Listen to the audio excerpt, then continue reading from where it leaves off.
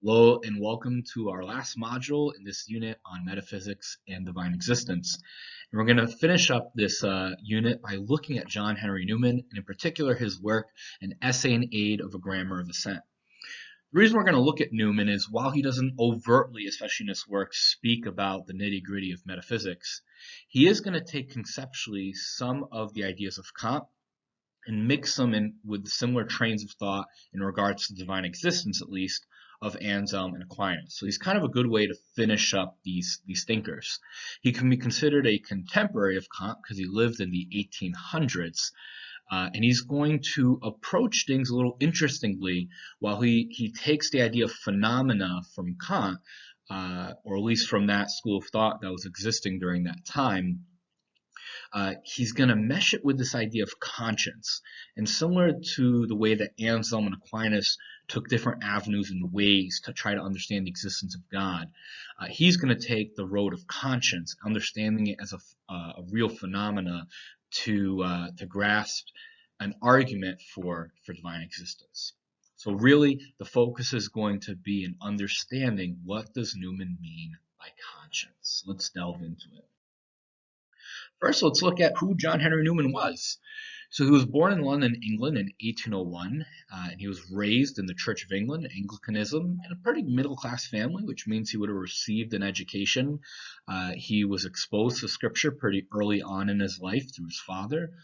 And at 15, Newman writes that he experiences this religious experience, what he refers to as his first conversion, by which he really just writes about coming to this realization that the only things that are really true are him and the sense of his creator. And it's really his first experience of knowing or sensing that God is real.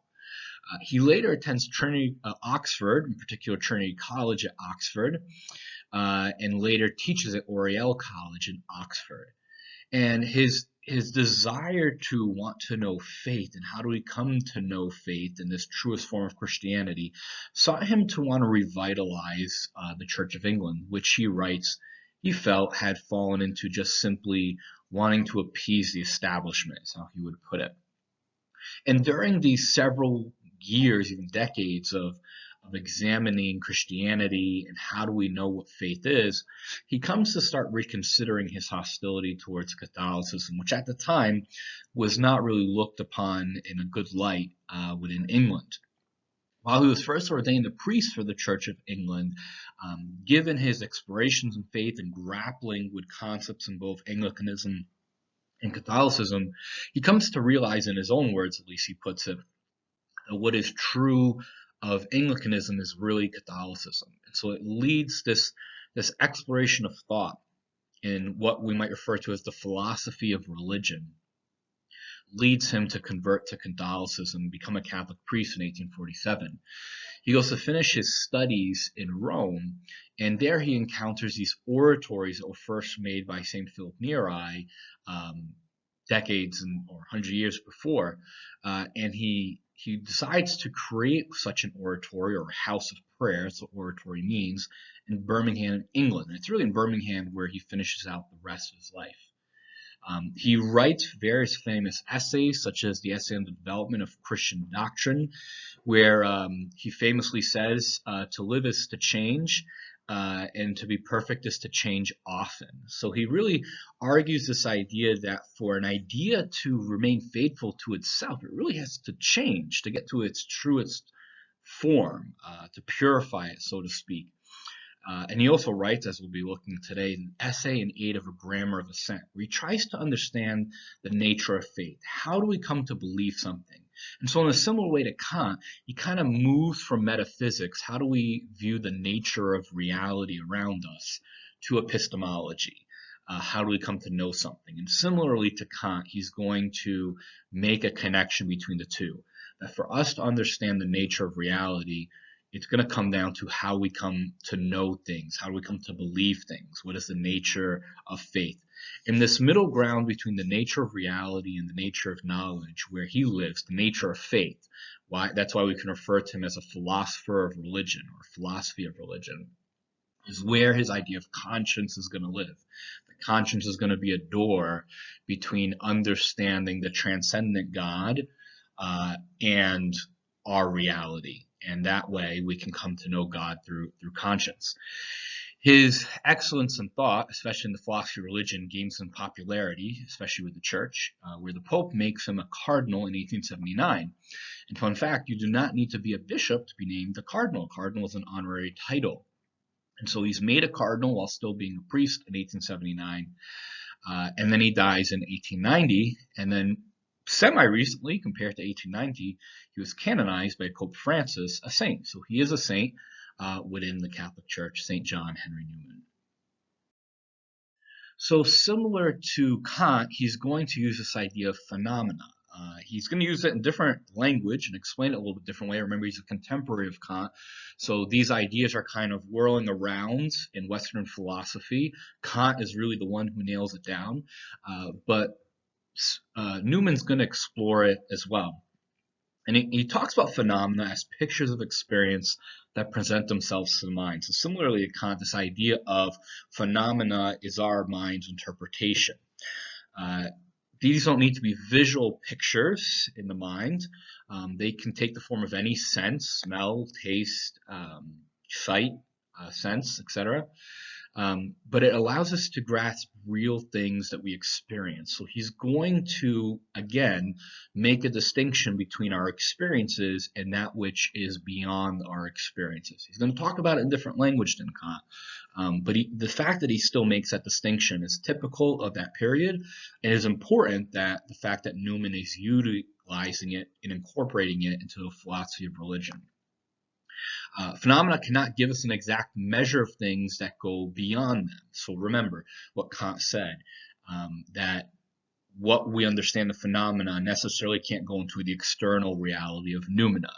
Phenomena can be used as inputs for logic, which does go beyond phenomena. But if we abstract phenomena too much, make it too heady, too theoretical, then it's no longer real but notional.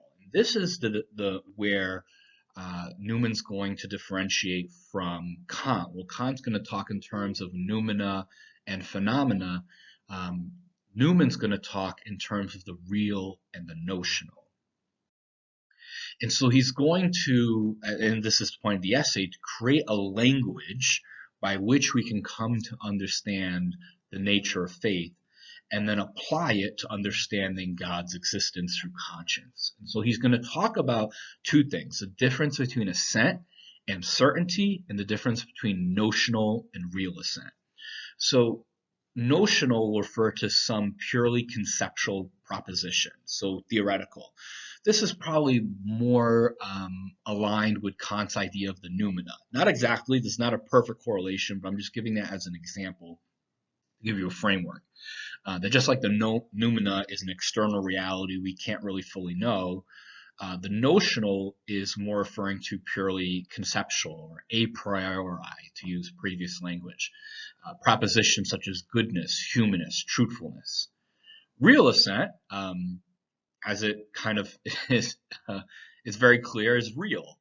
It's a proposition that's rooted in concrete experience. So this would be more akin to Kant's phenomena, or the a priori, as opposed to the a priori. So, for example, something of real is the stove is hot. We touch the stove, our experience of the stove is hot, it burns us. That's real. We assent to that being a hot stove. So, notional, think theoretical in our mind, ideas. Real is concrete experience. Assent is a positive affirmation by the will to such a proposition. It's more like belief or knowledge. So we assent to that real proposition, or we assent to that notional proposition. But assent does not necessarily mean certainty. So certainty refers more to the convergence of probability in favor of something. In other words, if there's enough evidence pointing to something being real, we can be certain that it is true. By assent, Newman doesn't necessarily mean certainty. We can assent to something without being completely certain of it. And that is going to be a point of difference between him and Kant, where while Kant doesn't say God doesn't exist, he would say we will probably never know because the idea of divine existence is an external reality. Newman, though, is going to say, well, while we fully may not be able to know with certitude, at least through the argument of conscience that he makes, and that is more an act of faith, we can assent to it. We can assent to the existence of God through, as he's going to argue, this idea of conscience. So he delineates assent and will argue with different contemporaries of his time of degrees of assent. How much can we assent to something? But the fact that we can assent to something, either in theory or in reality through concrete experience, is going to be key. And he's going to point to the idea that conscience is a real experience we can assent to, and as a result, we can assent to the idea that God exists. For Newman, real assent is stronger than notional assent. So that's pretty congruent with what we've talked about this unit. The idea that a priori is stronger than a priori because it's real. Phenomena stronger than noumena. So real assent is stronger than notional assent because it's more concrete for the human mind, at least. Because it's rooted again in personal experience. It's real because it occurs in reality, not merely in thought. So this is where we start delving into the idea of conscience for Newman. Newman proposes a concept of conscience. He calls it the primordial vicar of Christ, the central assistant to Christ. What does he mean by this? In part, he means as it aids us in knowing the divine will, but partly it also aids us in knowing God. Conscience, Newman's going to explain in his own way, is the place in which we have phenomena of moral obligation, of where we have the idea of moral sense, which we'll talk about in a second. It is where it's a faculty of the mind. Newman will put forward a faculty of the mind that contains both our moral sense and a sense of duty. He's going to say these two things are different, but that both of them can't be separated. And really, it's going to be from how we perceive the moral sense and how well we fall short of or live up to our sense of duty that we develop this experience of what he refers to as an external judge or being judged. Now let's clarify something. Here Newman is not talking about necessarily God as this judging God that's fire and brimstone. But simply he's going to connect this idea that because through our real experience of conscience, in other words, when we fall short of doing what we know is right, when we fall short of living up to our sense of duty as humans, we're going to feel this idea of guilt or shame. And that can't just be theoretical. That's connected to something real because we can't experience shame from inanimate objects. In other words, a cup won't make me feel shameful because it's not real. I will feel shameful in interacting with a real person or a real thing. Therefore, if I experience shame and guilt through my conscience, that means my conscience must be linked to a real thing, a real person. And so he draws the idea of being judged, not from coming out from us, but this being a judge coming from transcendent, from beyond us. And so this feeling of guilt and this feeling of being judged, of not living up to our sense of duty, or conversely, of living up to our sense of duty and doing what's right, is actually coming from outside of us. And it's really coming from what he calls this external judge, which he's going to refer to as God. Conscience is probably part of our mental acts. Remember, it's a faculty of our mind. Just as we feel pleasure or pain or sense that something is beautiful or ugly, our sense of right or wrong, just like our sense of pain and pleasure or beauty, conscience kind of lives within that category of senses. In conscience, we sense that something is wrong or right through the real apprehension of a judge's judgment. In other words, it doesn't just come out from within ourselves, it is also linked to the transcendent reality of God's judgment. So let's talk about this idea of moral sense that he says is within conscience. So moral sense is a sense of conscience similar or analogous to the sense of beauty or a sense of pleasure and pain. So think back to Aquinas' transcendentals, so being, unity, truth, beauty, goodness. Again, this idea of forms, of truths, of transcendentals that go beyond us. This is going to be connected by Newman to our experiences, that just like these transcendentals exist beyond us, we can also sense them. We can sense beauty, we can sense pleasure, we can sense pain, we can also sense right and wrong. Conscience, therefore, is going to be, we're going to be born with conscience. It's going to be part of human nature. It's not necessarily something we're taught, it's something we have. And so the moral sense is therefore, how is it part of our nature? How is it built into us as a faculty, a sense of the mind? Well, it's given to us by the Creator, by this supernatural judge, where we particularly sense this judge's judgments. And we sense it by instinct. It naturally evokes in us a feeling of guilt or pleasure in doing right. So, in other words, we are born with this faculty of conscience in our mind that connects us to God, who he calls a supernatural judge. And through this faculty of conscience, we can sense the judgments of the supernatural judge through our instincts. And so naturally, when we do something that's innately right in the natural order of creation, in the world, it'll invoke senses of pleasure and goodness. When we do something bad, we don't live up to this moral sense and fail at our sense of duty, it evokes senses of guilt and pain. The guilt follows the moral sense of evil because there's a sense of being judged. We feel like we did something wrong. And the violation of duty is why we feel guilty. We didn't live up to what we were supposed to do. A couple of things with this. It only works when we are open to conscience. So in other words, when we kind of close ourselves off to conscience, we can become numb to sensing conscience.